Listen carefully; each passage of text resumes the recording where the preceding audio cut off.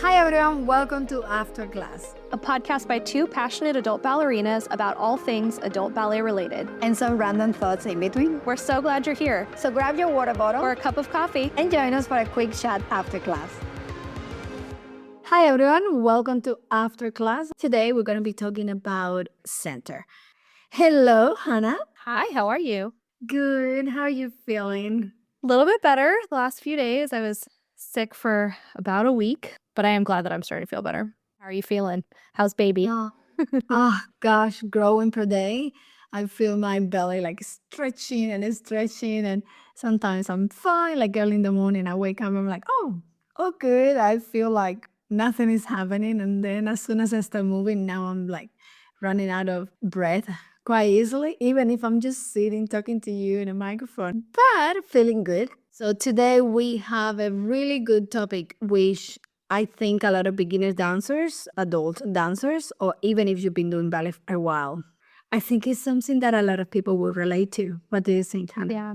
I think the center can be really intimidating. I remember when I was really getting back into ballet during COVID, I was doing mostly bar classes because that, at least a few years ago, that tended to be mostly the types of classes that were on YouTube or bar classes. And even some of the live classes I was taking, they were pretty much all bar. And I think some of that is just because, you might not have the space in your home to do center. So teachers were focusing more on bar. But in the process of that, I think what happened is that I got comfortable at bar, but I wasn't also training center. And so I felt very intimidated when I went back to in-person classes by the center portion of class because I hadn't been working on center at all. I had been at the bar. The bar was like my comfort zone and moving off the bar was scary. And I think, like you said, a lot of adults will probably relate to that feeling, especially if you're doing a lot of at-home training because you might be training more on bar and not a lot on center. So it can be a little scary when you go to an in-person class and it's that time to move into center.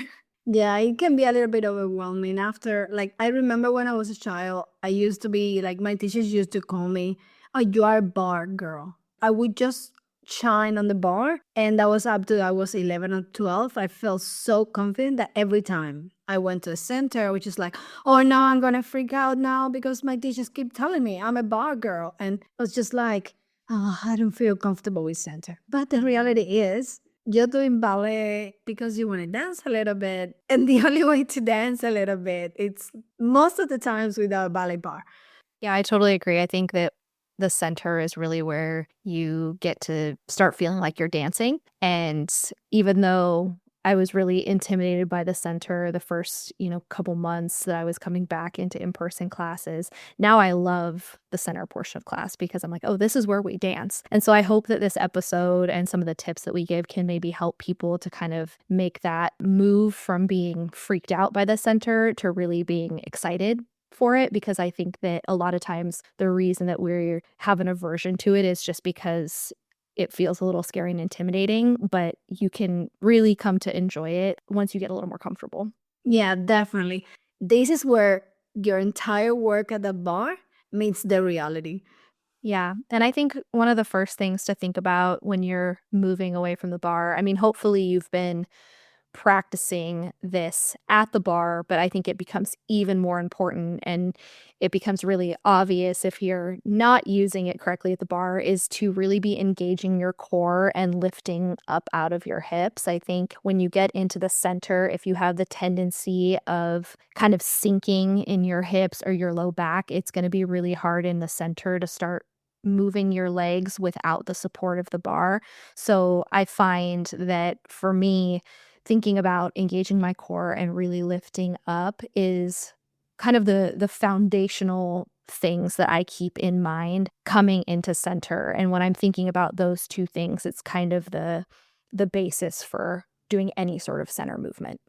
Exactly. And as you said, I hope everyone be doing this since the bar class. Because also remember, the bar is there to support you, not there to catch all your weight. So it's just for support, it's just for reference, for you to help yourself to find that balance, that control. So if you master that, then you're able to come to center and then focus slowly. Once you are lifted, encouraging that core engagement, then you can definitely focus on that coordination and more a little bit of a dancing part of it. But yeah, definitely that's a great tip. And like I would say, in the technical side of center work, number one is that working on lifting, elongating the whole time. And that's going to translate back to all your point work if you start doing point work one day. So what do you think for the next tip when you're starting to work in the center portion of class? I will say feel free to modify any movement when needed. Anything. I know that in ballet teachers don't like students marking movements. However, there is ways in which you can mark that you still get something out of it, because you don't feel ready of doing jumps doesn't mean that you need to skip the jumps and not do them. Let's say that they are jumping in first, second, and fifth. You can do plie relevés in first, plie relevés in first, tendu second, plie relevés in second, and do almost the same, but do it in a level that you feel confident, and this is still challenging you without going too far away from your own skills right now. Yeah, I think another area that you can modify that's, I think, one of the main reasons probably why a lot of people get intimidated with the center portion of class is because that's where turns are being introduced. And so I think a great way to modify, if going from, doing the bar to doing pirouettes in the center is too much, is to just be doing passe instead of a pirouette, or even passe releve instead of a pirouette. So if you're in the pirouettes or the turns portion of class, rather than sitting out and missing all of the potential learning that could happen in that combination, you're just modifying and taking out the actual literal turning of your body, but you're still getting into the position that you need to be in the Exactly. turn, and you're still challenging your balance. You're still having to engage your core, having to pull up out of your hips, having to find that proper alignment, but without actually having to execute the turn if that's a little bit too much in this season when you're just starting to do the center. Yeah, exactly. What do you think for another tip? I Center think portion. another tip from the center portion is, at this point, you should be already really confident with following combinations and following exercises. However, because it's such a massive step, so you feel uncomfortable following directions, or you don't feel like you really get the movement, the changes of diagonals and corners, like effacé, croisé, fast. They are all very confusing, especially when you get to center. So find a way that works for you to retain the combinations. You might be able to write it down. You might be able to just go through the repetition. So you repeat with group 1, group 2, group 3. You record yourself really quickly before you leave the studio. You go back home and you just go visually and start just to follow the video and keep going and keep going. Find the technique that works for you to retain combinations and learn exercises. I think the more class you take, the more you learn what works for you when it comes to remembering choreography and retaining choreography in your brain. Like, I know for me, I have to, when the teacher is giving us the combination and everyone's marking, if there's a turn, I actually turn my body, because for me, if it's what helps me retain for then when we're doing it when the music is on. I remember the feeling of turning. And some people don't need to do that. Like, there's other people in my class that they can just mark a turn mentally and they don't need to physically do it. But like, I need to do it, and I know that about myself. And so I think in some ways it's just something that's learned over time. The more class you take, the more you hone your own techniques of what you need to do to make a combination stick in your head. I know another thing that really helps me is if, when the teacher's giving the combination, there's a part that I know, oh, that's a little different from what I would have naturally, if it's a glissade and it's to the left when it felt more natural for me to go right, I have to really remember that particular move and focus on go the opposite way of what feels natural to you. Like, I have to tell myself in my mind, when it comes to that part of the combination, don't do what feels natural to you, do the opposite. And so you kind of find the things even within a combination that you know that you need to really remember and pinpoint. And then there'll be parts of the combination which feel natural and easy to you, and you don't have to worry as much about remembering those parts. Yeah, another way to make sure that you can actually follow some coordinations. Let's say that with, I don't know, you can't really follow up coordination of legs, arms, and head. At least use your upper body to follow every movement. Something that you might notice from your ballet teacher, or almost all of us should be aware of this, is we don't mark the arms in an exercise ever. We might not be fully committed to the technique of the movement, like jumping and doing pirouettes and everything as we expected it from you. But a good ballet teacher will never ever mark the arms and just pass through and keep going. So if we don't do it yourself either. Because probably by doing your enallongiata, pesquena, longe, whatever else, fifth position, that will create slowly that muscle memory that at the moment is not fully coordinated, but it will come up to you at some point. So use your upper body to start fully marking everything until your legs can receive the signal. Yeah, I agree. I think that really helps when it comes time to actually do it with music. If you took the opportunity when you were marking to really engage your upper body and really go for it with the arms, then doing it with music isn't as big of a jump because you Yeah. you already did the arm portion, so I totally agree with that. So what about tips for just the spatial awareness aspect and the etiquette that kind of comes with that? Because I think that's another part that can feel really intimidating to people. Yeah, well, that one is really important, especially if you're going into center class, in-person classes for first time. Like online is not too important, but once you're in a in-person classes, they are extremely important. One of them is finding what we call in ballet classes windows. And that means like most of the time in a center class, we are facing the mirror and there will be, we don't all fit in the same line. So there will be the row one, row two, row three. So if you are in the second row, you don't go straight behind the girl or the person that is in front of you. You'd rather try to find a window between that person and the next one so you can see yourself, you can see the teacher, and the teacher can see you as well. So that's number one. Don't hide. Or if you want to hide, go all the way to the back, but still make sure that you can find a little bit of a window and a space for you to be able to follow the teacher, see yourself in the mirror. And also, that's important because of a spacing, which is the next step. Yeah, and I think with the windows too, I think we talked about this maybe on our etiquette episode, but Yeah. being aware of the person behind you. Like, I kind of like to think of it, and I feel like this was maybe something I was taught when I was younger, that you're kind of responsible for the person behind you to some degree, and that you're making sure that you're not standing in front of them, or even as the combination is happening, you're aware that you're not kind of slowly drifting into a position of blocking them. Because if everyone's kind of looking out for the person behind them, it has kind of a domino effect where everyone gets to kind of maintain their little window and their spacing, like you said, which becomes very important, especially once you start doing things like développé and penché and other movements where you're extending your leg. That spacing element becomes a safety hazard.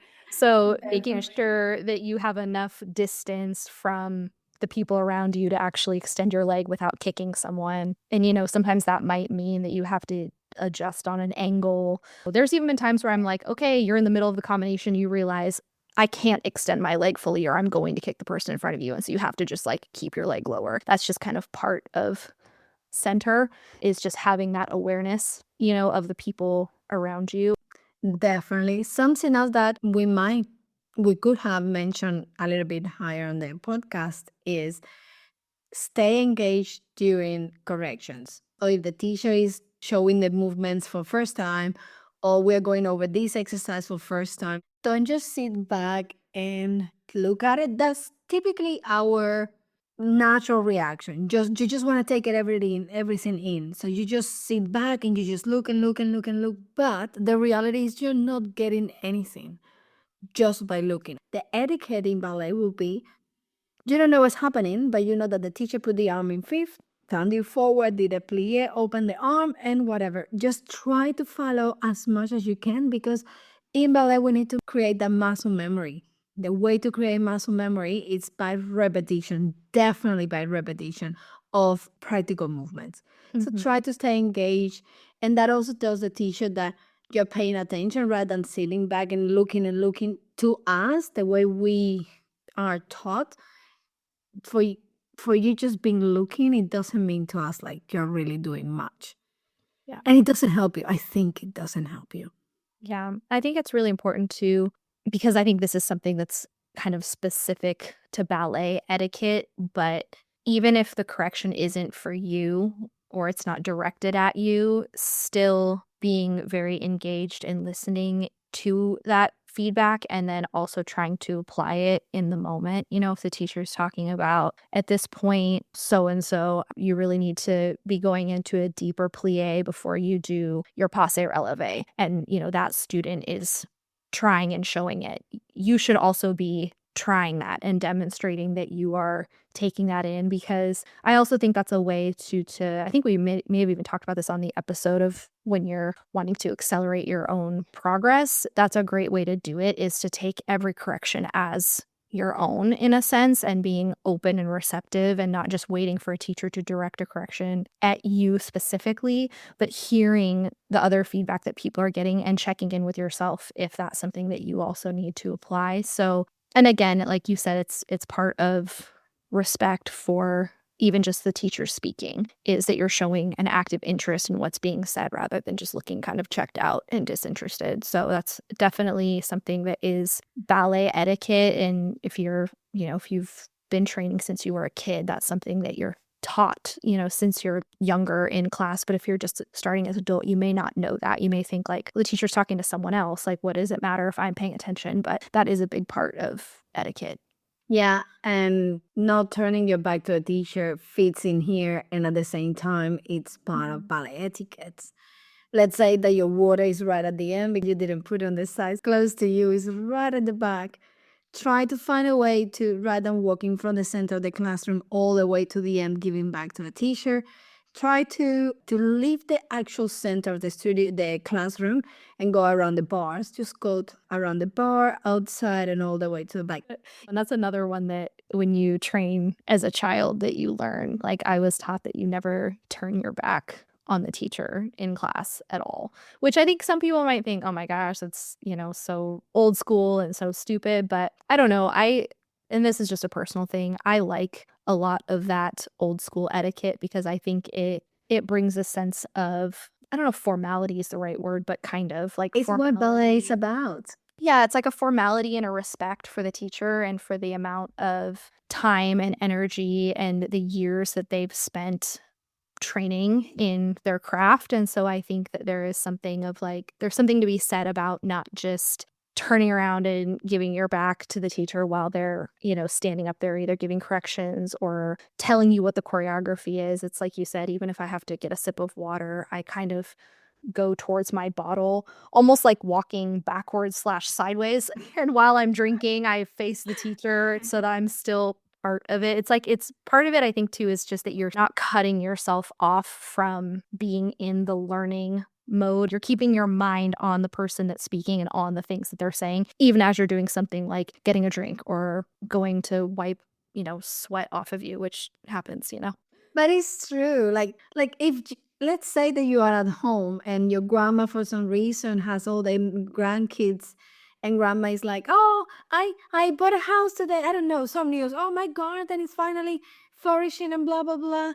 And you just decided out of the blue, grandma giving all this great information about her garden, you decided to run to the kitchen and drink water. The entire family for sure would be like, wait a minute, grandma is just telling about the garden. It's not important or whatever. It's not specifically to you, but it's still something that happened with the entire family. It's a family thing. Why did you just run out of the blue to drink water and give back to everyone? So it's exactly the same in the ballet class. I can't see it like that. So I will say, make sure that you notice that you did right and celebrate those little small wins. Don't just make it all about, oh my god, it was a disaster, this was hard, it was difficult.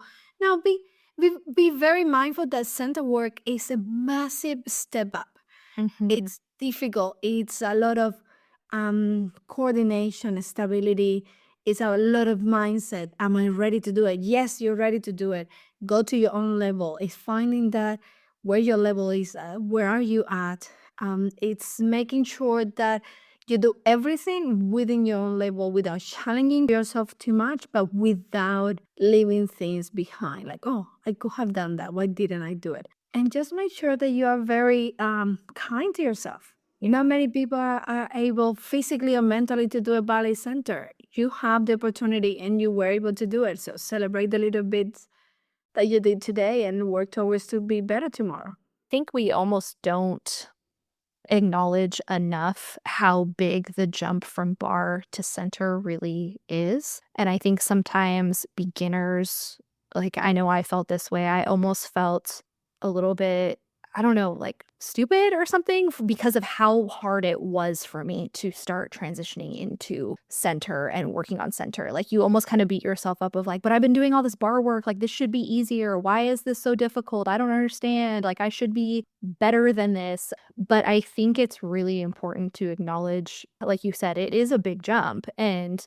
it's not just that you don't have the bar anymore, although that in and of itself is a really big deal. It's also all the other things we were talking about of that you're now having to mentally manage a lot more things. You're managing how am I standing to the person next to me? I don't want to kick them in the face. Which direction are we turning? Because the thing about the bar is there's not a lot of direction changes. And most of the time you're working one side of your body at a time. And when you move to center, you're introducing changes of direction and you're introducing working both sides of your body at once. So in a way, you're almost doubling the things you have to think about because at the bar, one of your arms is on the bar. So you're not really having to think about what it's doing. But then you move to center and now you're having to start thinking about that arm. And so I think just like you said, being kind to yourself and not beating yourself up of like, why is this so difficult? Because it is difficult. Yeah. And there's a lot more variables you're introducing. There's a lot more things you're having to think about. So don't feel bad if it feels really hard.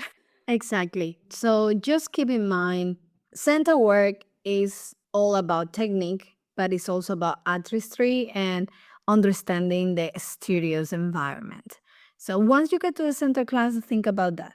Don't forget it. And on top of that, in the center, remember that we learn to trust ourselves. So don't beat yourself too much. Make sure that you find a balance between perfecting the technique, but at the same time, trying to enjoy the process. And remember that we just get better with repetition. One step at a time, trust the process, and I think you will be fine on your center class, for sure. Yeah, it does get better with time. Unfortunately, I feel like it's kind of like ripping off a Band-Aid. The only way to get better at center is to make yourself do center. And so there are Definitely. there are things you can do, like the things that we've talked about as far as modifying and how you mark and different things like that to make it a little bit easier. But at the end of the day, you have to just do it. And so I think making yourself push through and just keep on working through the discomfort is really the only way to get to a point where you are comfortable. And I mean, like I said earlier in the episode, there was a point where I started going back to in-person classes where I was like, I do not enjoy center. It's like 45 minutes of anxiety for me, and I'm just not enjoying it at all. I'm like, I'm loving the bar. Bar's great. And then we get to center, and I'm like, I am not having fun anymore. That's fair. And over the last couple years that I've been consistently taking studio classes, now I love center. And the only thing that changed was that I just kept coming to class and making myself do it. And so Exactly. I hope that can be encouraging to people of like, it does get better the more you do it. So you just have to make yourself keep coming. So Exactly. It's like everything. If you don't try, you don't get any better. But if you keep going and you keep showing up and you can just trying, it definitely gets somewhere. You will get somewhere. And we have so many good things for this new year. I can't imagine. I'm really excited about 2025 for the podcast specifically. We have some fun guests coming, some fun topics planned. So keep your requests coming. We love to receive them, and we will catch you guys on the next episode. Awesome. See you, everyone. Thank you for listening to After Class. Join the community on YouTube and Instagram, or come dance with us, our weekly Zoom classes for adult ballerinas like you. Links included in the episode description. Special thank you to our sponsors. See you next time after class. Podcast produced by Mission Bridge Media.